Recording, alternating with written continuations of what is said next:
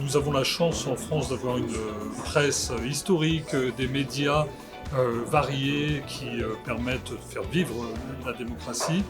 Et l'idée ce matin était de confronter les points de vue et de diversifier finalement les apports de chacun. Et je pense que de ce point de vue-là, on peut le dire, Loïc, objectif atteint, parce que des rencontres naissent les idées.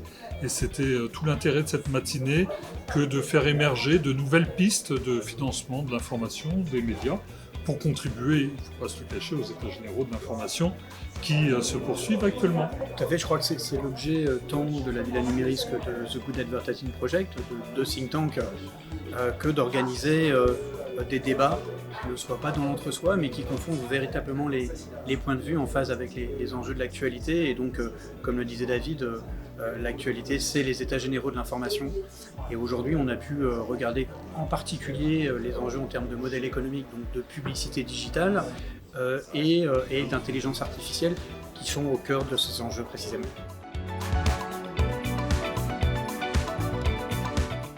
Une opportunité pour les médias, par exemple, d'information locale, la presse quotidienne régionale qui va pouvoir développer du contenu spécifique sur le sport amateur, par exemple, chez les jeunes ou sur les activités ultra-locales qui, jusqu'à aujourd'hui, n'étaient pas traitées parce qu'on ne pouvait pas envoyer un journaliste traiter ces informations. À partir de bases de données, on peut maintenant générer du texte de manière tout à fait efficace. Par contre, l'approche par les risques telle qu'elle est développée par l'Union européenne me semble intéressante, évidemment, pour éviter que des machines prennent des décisions autonomes qui pourraient notamment affecter l'humain. Ensuite, il y a des éléments en fait qui sont plus soft, qui vont moins se voir et sur lesquels la réglementation est difficile. Notamment le respect des droits d'auteur lorsqu'on veut entraîner un modèle d'IA générative. On se rend bien compte que les choses ne sont pas tout à fait claires. On a la chance en France d'avoir beaucoup de médias, des médias télévisés, radio, papier, numérique, et d'avoir un foisonnement avec un pluralisme qui est encore très vif. Après, on sait que la concentration des médias, les difficultés économiques des médias, le numérique, la transformation de l'usage des citoyens crée parfois une crainte de réduction de ce pluralisme. C'est aussi une opportunité, notamment en termes de modération des contenus, puisqu'il y a des solutions d'IA qui sont destinées à ça. Après, c'est sûr que l'IA peut représenter une menace pour l'information, notamment pour tout ce qui est deepfake, information, fausses informations. L'Europe est d'ailleurs au premier plan en matière de réglementation d'IA avec l'IA Act qui a été voté le mois dernier au Parlement européen. C'est une bonne chose parce que ça permet de mettre un certain nombre de règles et d'encadrer la production de solutions d'IA et leur déploiement. Et c'est très important qu'il y ait les deux aspects. C'est que c'est à la fois au stade du développement de ces solutions qui a besoin d'avoir un certain nombre de règles, notamment de transparence sur l'entraînement des algorithmes, par exemple, pour en citer une. Et après, au stade de la diffusion d'informations générées par IA, c'est très important d'éduquer le public et qu'il y ait une certaine transparence et d'information sur qu'est-ce qui a été généré par intelligence artificielle. Le pluralisme de l'information en France, c'est un vaste sujet.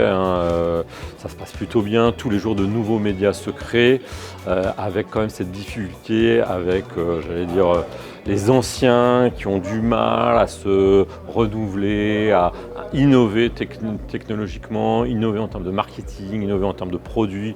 La formation des journalistes mériterait sûrement d'être plus poussée. La publicité est essentielle pour permettre aux médias d'exister, de se développer. Moi, je représente Loopsider, un média lancé sur les réseaux sociaux en images, uniquement sur les réseaux sociaux. On ne touche pas d'argent des réseaux sociaux, on touche de l'argent en créant des contenus avec des annonceurs, donc de la publicité, pour promouvoir leur message, pour promouvoir leur industrie. Et c'est ça qui est essentiel. On crée des contenus de la même façon qu'on crée des contenus éditoriaux, et la publicité devient un moyen pour l'information de se propager. Il est essentiel aujourd'hui que la publicité joue son rôle, aller toucher le public pour vanter ses mérites, non les mérites des produits ou des services des annonceurs, mais en le faisant de manière intelligente, non intrusive et au service du consommateur. On voit bien qu'il faut des moyens colossaux pour affronter la prochaine évolution liée aux intelligences artificielles et que les médias ne pourront pas le faire seuls dans leur coin. Et donc c'est bien de nouvelles géométries variables qu'il faut imaginer, des alliances, des consortiums et faire œuvre d'imagination. Voilà, ça nous a permis donc aujourd'hui de démontrer la vigueur de l'écosystème, le rôle indéniable du numérique dans la vigueur de cet écosystème des médias, montrer également que les usages ils sont ce qu'ils sont et il faut tout de même s'adapter aux usages et rappeler que voilà, les annonceurs en matière de publicité vont là où est l'audience et qu'il faut se placer là où est l'audience et que ça c'est quelque chose qu'on ne peut pas forcément changer.